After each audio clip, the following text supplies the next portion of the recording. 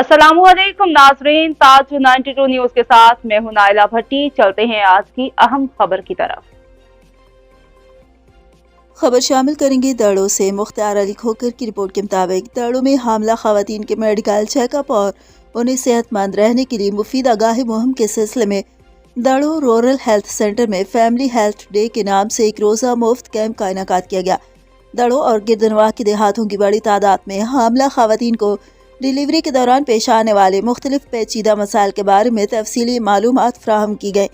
उन्हें Sentry kits और अद्वियात भी फ्राहम की गई। अब्बासी और लेडी डॉक्टर हुमा कुमारी सोढो ने दाड़ो पॉपुलेशन सेंटर की इंचार्ज सलमा मेमन और मुमताज़ मेमन और दीगर सहाफ़ियों से गुफ्तगू करते हुए कहा कि फैमिली हेल्थ डे कैंप दाड़ो के रूरल हेल्थ सेंटर में कायम किया गया है, जिसमें हामला खवातीन को आगाही फ्राहम की गई है जो अपनी सेहत पर तवज्जो नहीं देती।